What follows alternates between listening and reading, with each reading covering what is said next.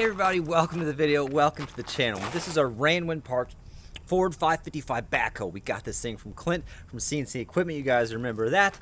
He drug this thing out of the woods for us, trucked down southern Indiana, and we've been working on it ever since, kind of rebuilding it, trying to get it up and going. It's been pretty reliable. We're getting ready to start one of the bigger phases. We're gonna get the bucket taken off this thing, the counterweights, kind of start the front end repairs and reinforcements we've been wanting to do. That's what this video is. It's all gonna start at the house. I'm gonna try to get this thing pressure washed the best we can on the front, and then we'll explain everything we're doing kind of as we do it. No point of talking about it twice, right? Let's just jump into it and get going.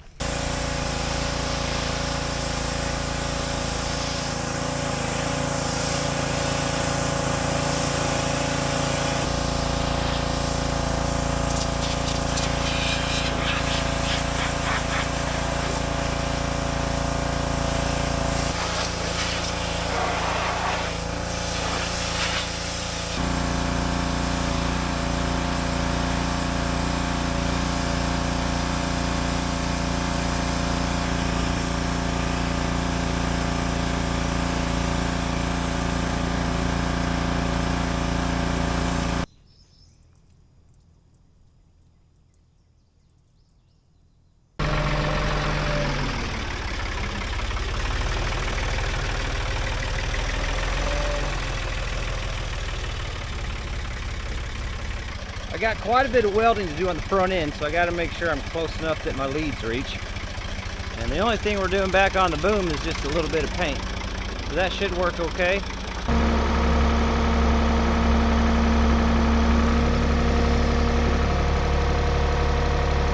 Well, I still got a little bit of shade this morning. We're going to go ahead and throw a little bit of paint on the stick back here.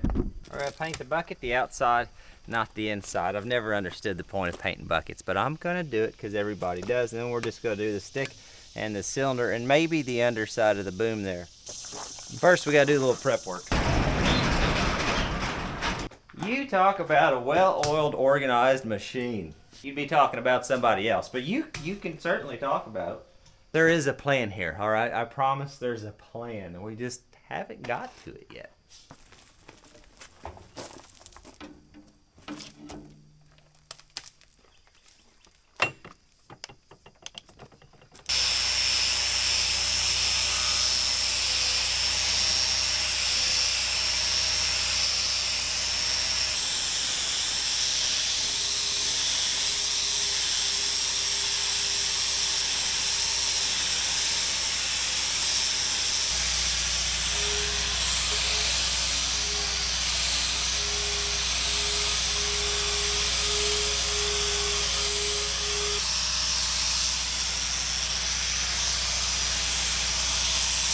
I'm gonna go ahead and take this bucket off and get it out of the way so I can get all of these spaces a little bit better. And we'll probably go ahead and pull that thumb off too. Got these little homemade pins. It seems like every other pin falls out. You'll bend them out of the way like that.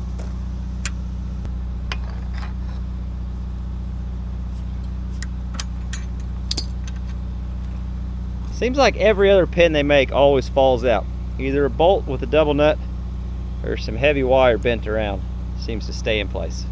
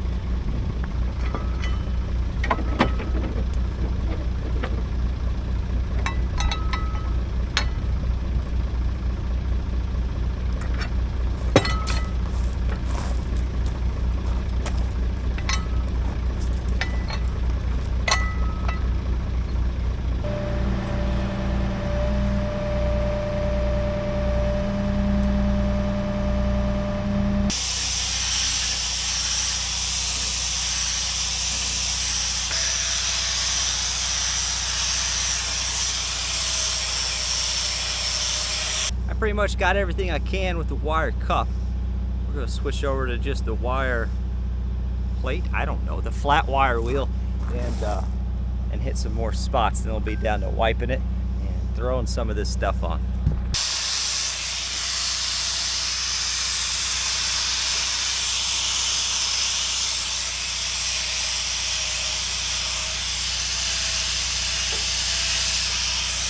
I'm gonna run the extendo hole out just a little bit. Obviously, we're not gonna do the entire boom because it's coated in grease.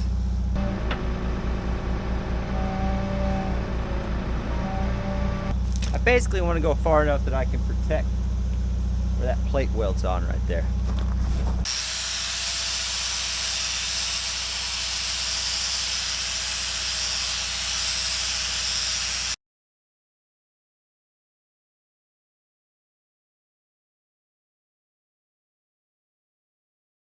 So here's what I'm using. I thought I bought a gallon of this thing based off the price. It's pretty expensive stuff, but actually just got a quart. So we'll see how far this goes.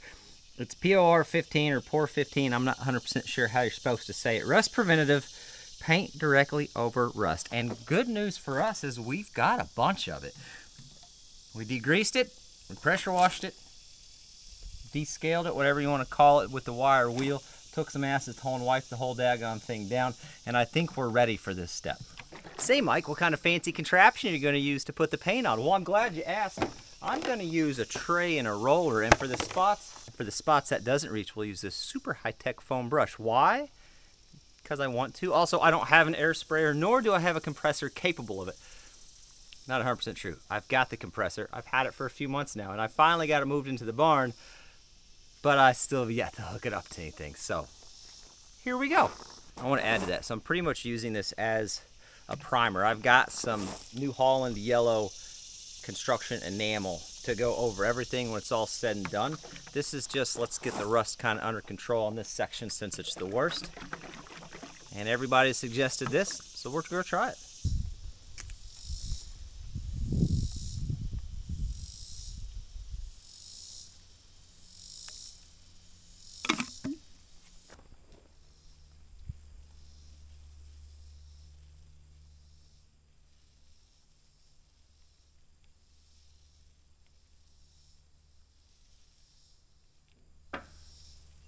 It just smells like it could kill anything.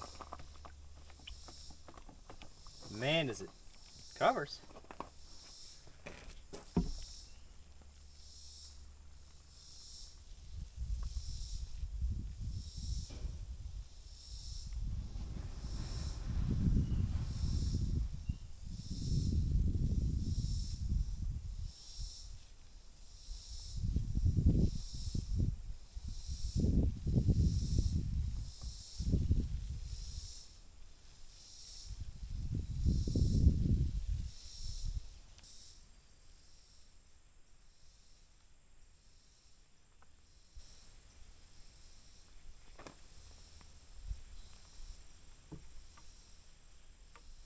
Fire department doesn't work out, maybe Ritchie Brothers can hire me. You know, I've got the touch. Best way to keep those grease zerks fresh is to cover them with paint. Very nice. It does like to run a lot, way thinner than I expected it to be. I have to keep going back, not that it's a huge deal, and back rolling everything I've got on the stick to keep up with the runs. We'll have to do the same thing on the bucket.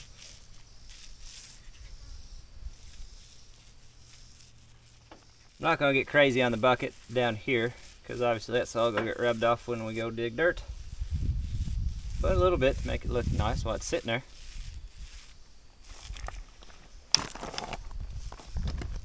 That went way further than I expected. That was only about half the quart. Now here's what I noticed first time using this. Anywhere like on the bucket where it was bare metal, it soaked that stuff right in. Rolled it on, even thick, had initial big runs, back rolled it once, and it was good to go, no issues. On the boom, anywhere there was a little bit of paint, I had to keep kind of back rolling that spot and babysit it just a little bit. After I did that just a couple times, everything looks good.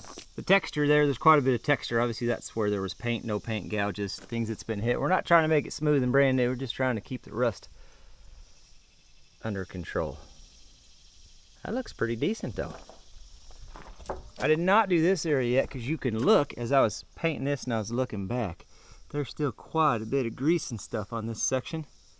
And I think what had happened, this was the last spot I wiped down, and I got a bunch of grease from the boom on the extender hole on my rag, and then I just kind of wiped everything and I smeared all that grease. So this needs degreased again, but we're not going to mess with that. Now, is this the pin here? That's what's happening. You know, we don't need to look at things that close. Really makes that bucket look sharp. So the next step is getting this bucket off, which I think is gonna be it's gonna be a hoot, because it's got these really cool weld-on pins. I think that's neat. The bottom ones have bolts, but I'm just confident they're welded in there from age. I'm gonna put a quick attach on this thing, and to do that I gotta get the bucket off to make that happen. You can get flip down forks that go in the bucket, but that's further out from the pins, so it reduces the amount that the machine can actually pick up. I also want to be able to put attachments on there like a grapple and things like that. It's gonna be a lot of work, but in the long run it should save me a tremendous amount of time.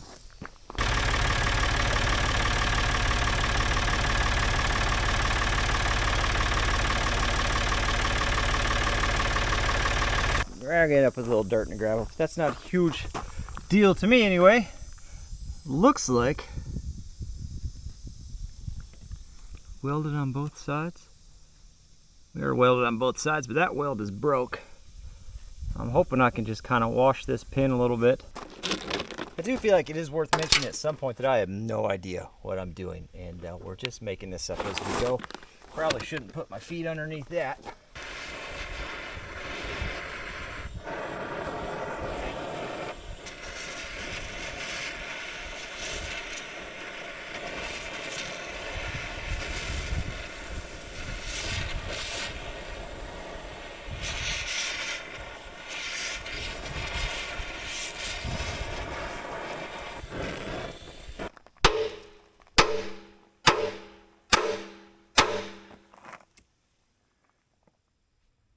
It's moving. There's a little more I need to get on the bottom though.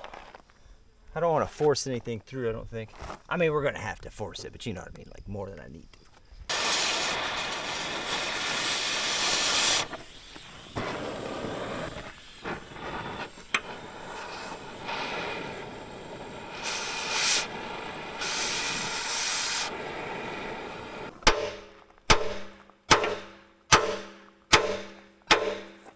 All right. She's broke loose. I went and grabbed my bigger hammer, and we'll see if we can't shove a little grease in here. I know we grease it regularly all the time, so there should already be some in there. You can tell by how well that grease came out that we grease it all the time. But I figure it's not going to hurt anything to shove a little bit more down there. See how easy that comes out.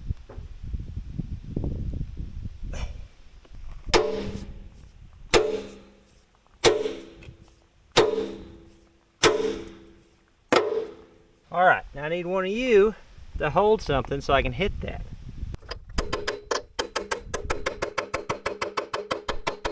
Something's moving.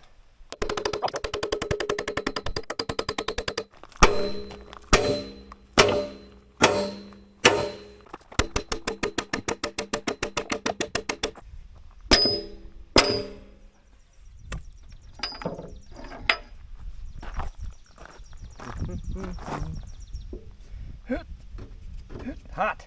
Why is it hot? Just kidding. Oh, she is toasty though.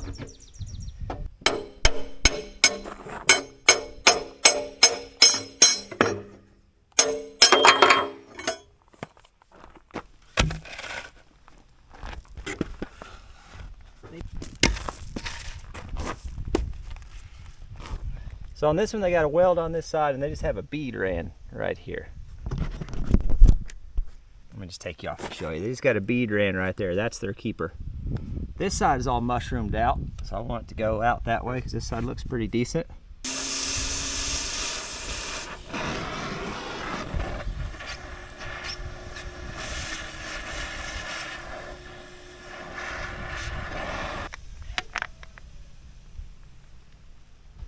That was a good thought. But this one's not going to go well, I don't think.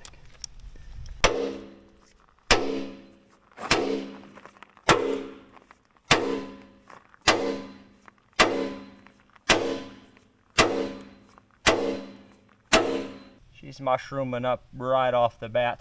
She's a little softer metal here, bud.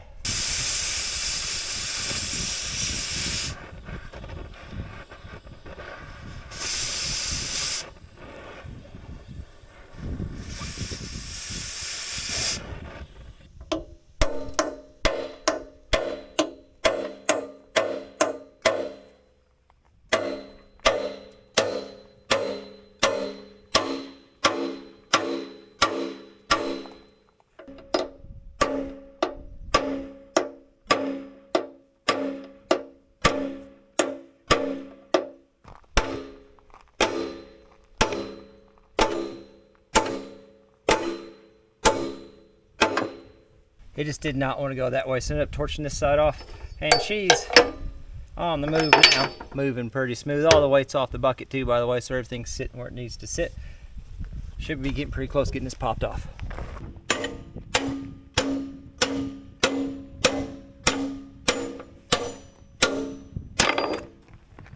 Oh. Shoot.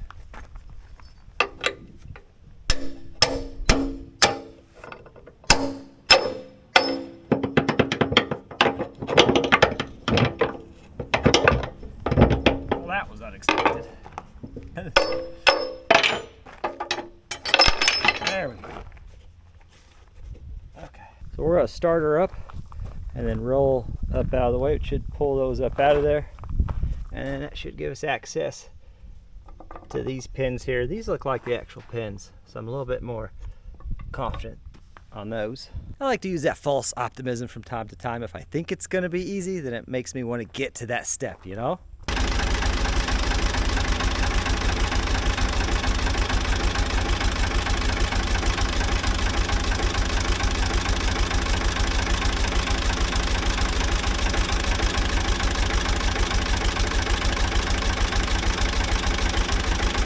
Look at all the room for activities now, huh? Sometimes you just look at some bolts and you just know what the answer is going to be.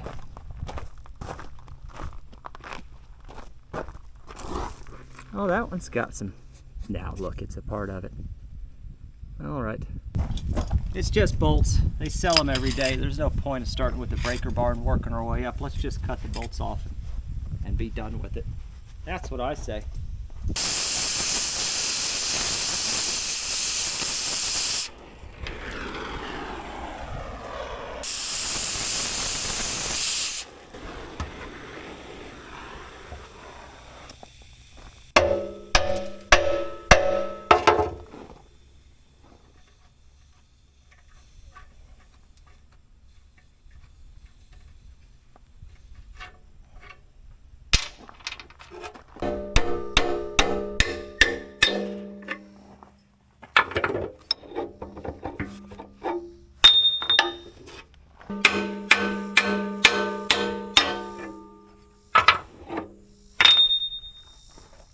Probably because I grease those so regularly. So here's the two pins. This is the first set we took out, which was a battle. It's almost just like a solid stock, round stock that they put in there. Probably would all put back in, to be honest, because it's a lot cheaper. But the problem is it's a softer metal, so I don't know if you can tell. It's got a little deformity to it. It deformed over time with use because it's a softer metal, and the ends mushroom out really bad. So when you drive it in or try to drive it out, it can kind of make things difficult, as opposed to an actual pin that's supposed to be in there. This should be a hardened metal. In fact, I'd say it is, since I chipped the corner. That's normally what these pins are made out of. The ends are nice and tapered, so it's easier to drive things in and out, typically less damage, and they typically won't deform on you over time. Don't get me wrong, they can be a bear to get out as well, but what it's supposed to be, what somebody made it, and probably what I'll make it. Let's be honest, I'm cheap like that. That's just observation, by the way. Keep in mind, I'm not an expert by any means. You want to listen to somebody that actually knows what they're talking about and see somebody working on this stuff that is good at it and has the right tools and the right knowledge and know-how. You want to check out Clint from CNC Equipment. He's the one that tracked this backhoe down for us. This is not what he does. He doesn't fix klept up backhoes like this. He was just helping me out with that. He fixes up used equipment that he got at auctions and things like that and resells them, and those guys know what they're doing. So make sure you check them out. So we got the bucket off. We're gonna raise the loader arm up, get it locked in place.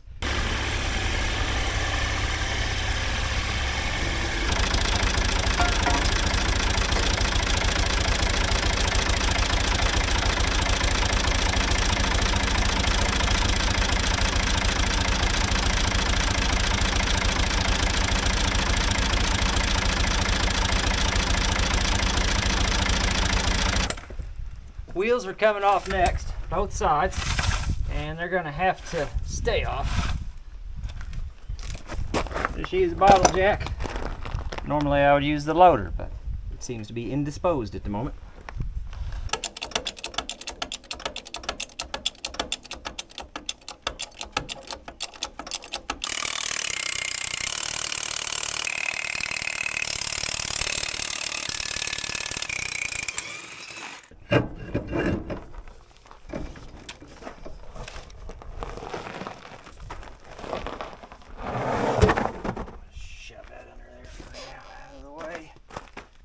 Everything's clear, nothing's gonna hit.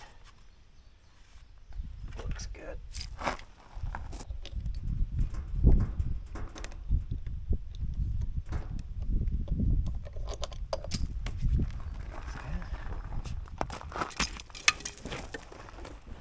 I just had that side off to have the tire replaced. I haven't had this side off yet since I've had it. We're gonna break these loose on the ground because I think it's gonna put up a little bit of a fight. Then we'll take a wire cup wheel and clean those threads off too, so whenever we back those nuts off, we're not messing anything up.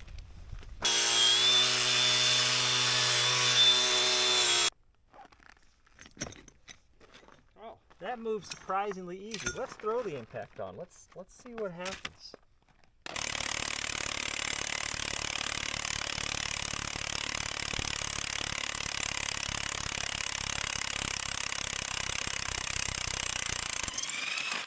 Well, I'm not saying it's happy, but it still happened. I don't know. We better use. I don't want to tear that up, you know. It's expensive to replace. We'll just do this. We'll just do this.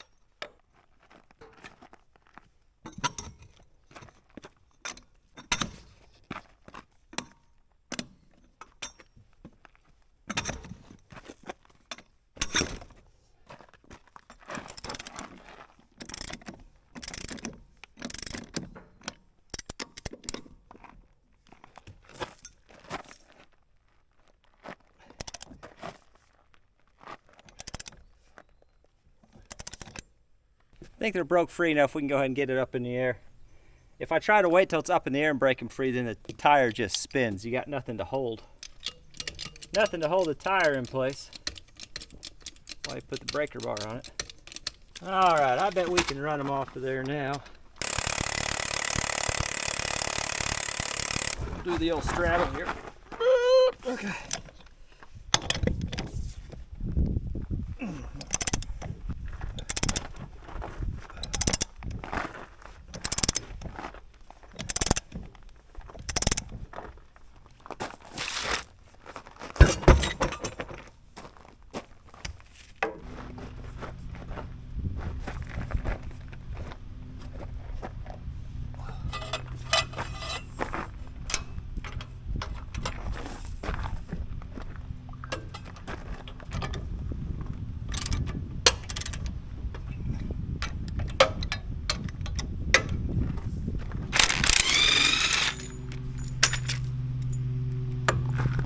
Might have guessed the counterweights are next. I got a jack under that center one.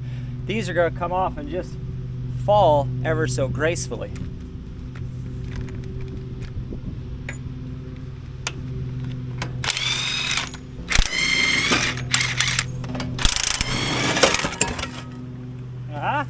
See the grace? Did you see it? And it happened fast.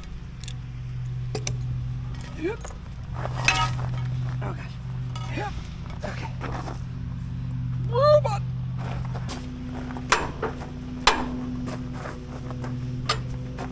Put these on here.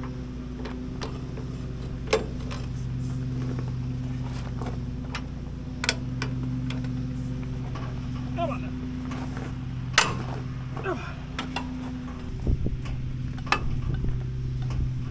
Come on. Oh yeah. Oh yes.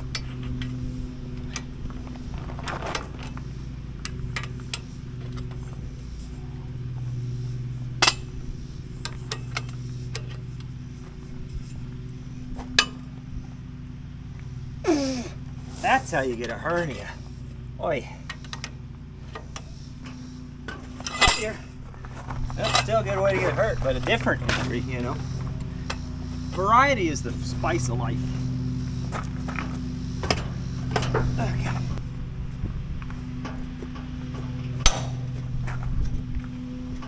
Oh, yes. Nice.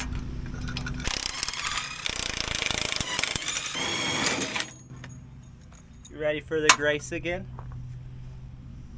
The jack placement is not ideal.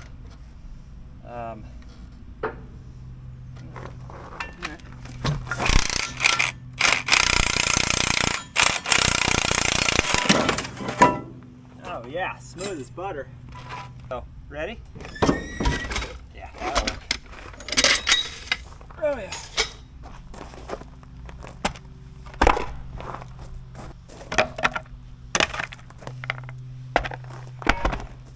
So for the followers that are new to the channel and keep asking them how come I don't put the weights on the front of the counterweights. A long time ago I explained what we were doing and what we were waiting for, but as new people join the channel I don't keep the explanation up. So I leave some of you wondering, but here's your explanation on the Ford 555 on this one. The oil killer, the radiator behind it, the hydraulic pump, the hydraulic fuel tank, the top counterweights, the bottom counterweights, and the front axle are all tied to the rear of the tractor right here. That's it. That and that on each side. As you can see, we don't have anything solid in there, but it is attached to the engine, which is absolutely terrifying, if I'm being frank. So whenever you notice motion in the videos of the nose cone moving separate from that, that's because there's play right there. Now these are notorious, these tractors are notorious for breaking here and having issues. That's kind of something that has happened in the past, and what people have done to these 555s is exactly what we're going to do. We take a piece of steel plate, obviously we'll bevel and chamfer the heck out of that so we got good weld and penetration, but we'll take, that's 3/4 steel plate, it'll come out behind that counterweight, it'll come down, catch that bottom counterweight, and then just follow the shape of that counterweight back up into it. So it'll be sandwiched between the counterweight and the frame, attached at these points right here and here, and then welded solid to here. So basically we're extending that steel frame all the way out. You might be saying, Mike, what if you ever have to split the tractor? Isn't that kind of so you can split the tractor? Yeah, it kind of is, but if we ever have to split the tractor, I want it to be on purpose and not because that broke and on an accident, right? So if we ever have to split the tractor, we'll deal with that then. I've got a torch. It wouldn't take much to cut that plate in half. I'm more worried about it being an accident than being it on purpose. I think that's some pretty decent logic. It's the logic I'm going with anyway. The biggest issue I have right now is the price of 3/4 plate, which is up there. If you've got some used 3/4 plate or some 3/4 plate that's just laying around and you want to sell it for cheaper than what you got to pay for new, hit me up. I'd probably be interested in making the trip as long as it's not too crazy far. Now let me grab some cardboard. I need to make a template. I'm going to take it down to my machine shop too. He said he's got some 3/4 off fall from some projects, but I got to take a template down there so we can kind of set it and piece it on it all fall, see if that'll work. He'll sell that to me for a little cheaper too. While we got these off, these will also be painted. The axle will be painted, everything behind here will be painted, the bucket's going to be painted, and then, yeah.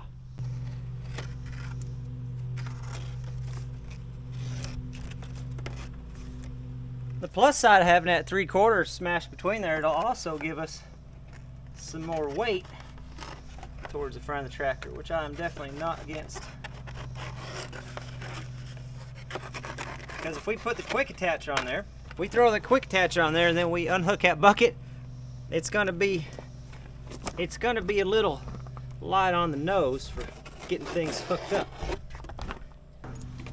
Let's go run these in real quick. Let it hold it. Cut that a little bit more accurate.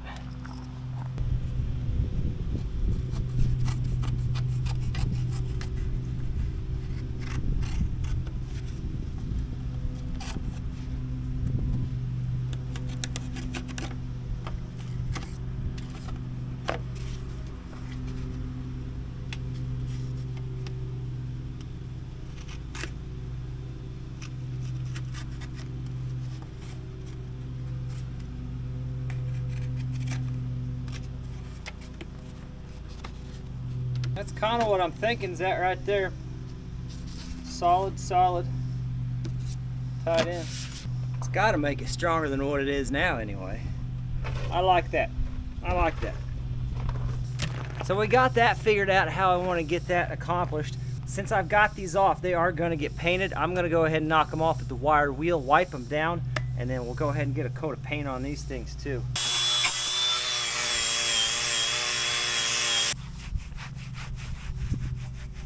These counterweights aren't near as bad as far as the rust goes as what the boom was, so we're not going to use the 15 on that. That stuff's pretty expensive. We're just gonna stick with the Rust-Oleum Gloss Black. Gloss Black. Hey, you got that time, bud. Farm enamel. Simple, easy. And yeah, I know they're currently yellow, but we're painting them back black because, well, I like a little contrast.